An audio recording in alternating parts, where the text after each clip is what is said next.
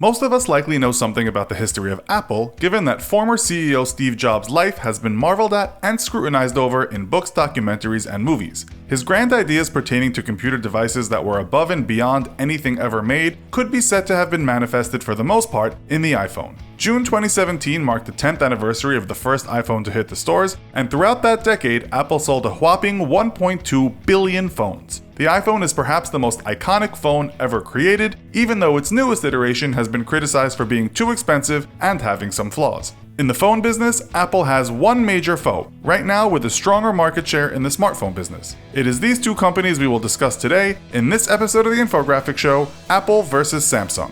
Don't forget to subscribe and click the bell button so that you can be part of our notification squad.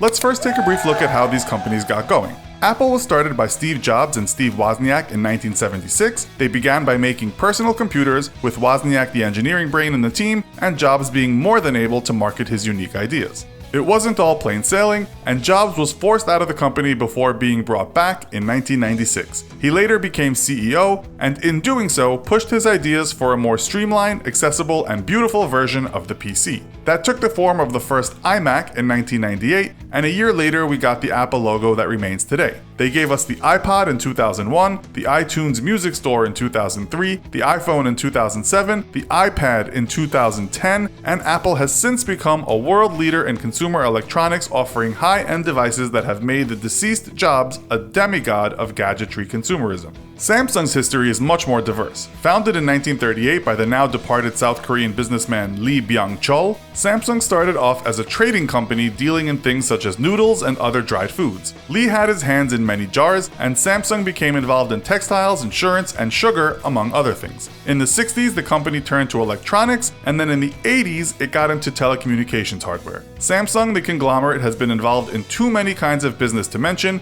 but on Samsung Electronics website, the company now states its three major areas of business as being mobile solutions, home and media solutions, and ASIC and foundry services. The last part relates to processors and technology infrastructure. Samsung's first ever smartphone was the Samsung Galaxy S, released in 2010, which runs on the Android operating system. The first ever tablet released by Samsung, and the first ever Android tablet, was also released in 2010, and that was called the Galaxy Tab. Now, let's have a look at these businesses in terms of size, value, and profits. On the Forbes list of the world's biggest companies, Apple takes the 9th spot. It is also the highest placed company whose business is computers and electronics. Forbes has its sales for 2016 at $217.5 billion, profits at $42.5 billion, assets at $331.1 billion, and a total value of $752 billion.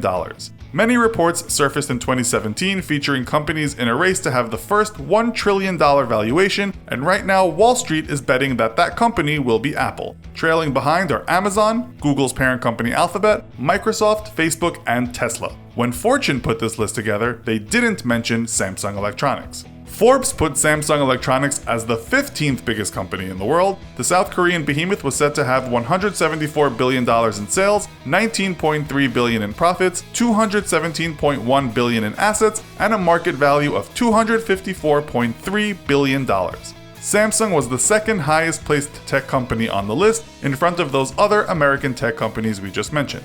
We should point out again that Samsung is a conglomerate, and so you also have Samsung Heavy Industries, the second largest shipbuilder in the world, Samsung Engineering, Samsung C&T, and Samsung Insurance. If you added up all of Samsung's businesses, then it would be bigger than Apple by a long shot. Samsung Electronics alone has a larger workforce, with its estimated number of employees to be 308,745 compared to Apple's 116,000. We might also mention that many of these employees are actually making electronic components for Apple. So while Apple seems to be destined to be the first $1 trillion company and arguably the most fashionable consumer electronics company out there, we must also shine some light on some of Samsung's accolades. The giant is not only responsible for around 20% of South Korea's economy, but it's beating the rest of the world in many areas. For 10 years now, it has been the world's largest manufacturer of TVs, with a 21.6% market share compared to LG's 11.9% market share in 2016. Samsung has also been the world's largest smartphone manufacturer since 2011,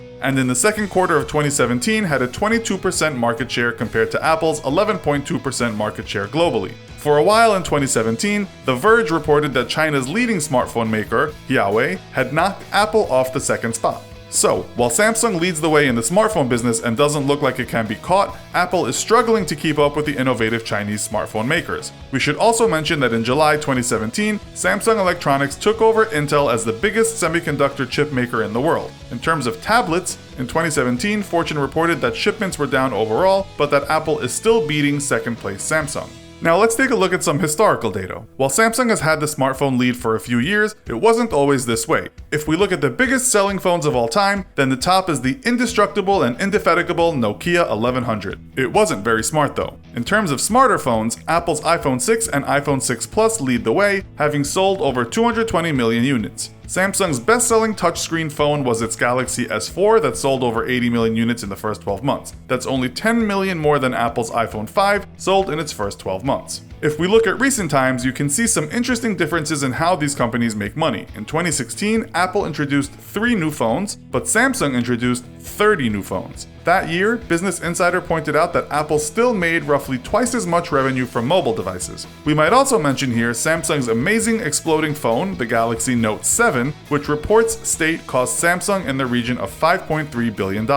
If you look at both companies' flagship phones right now, you'll see mixed opinions regarding which is the best, but on just about every list in the tech media, the Samsung Galaxy Note 8 will make an appearance, as well as Apple's iPhone 8 and the iPhone X. A bit of a stir has also been caused by Samsung's soon-to-come-out flexible Galaxy X, which you might say is not a very original name, but we'll let you decide which devices you prefer as we are not reviewing phones here. We could look at other things such as ethics, but it's difficult to judge who has better ethics, with Apple coming under fire for its sweatshop labor and suicide nets in China, to dubious tax tactics that are a cause celeb right now. Consumers have also been peeved from time to time regarding Apple's closed ecosystem. Samsung has been involved in a massive corruption scandal and also has had labor issues in China, not to mention a phone that could have really hurt people.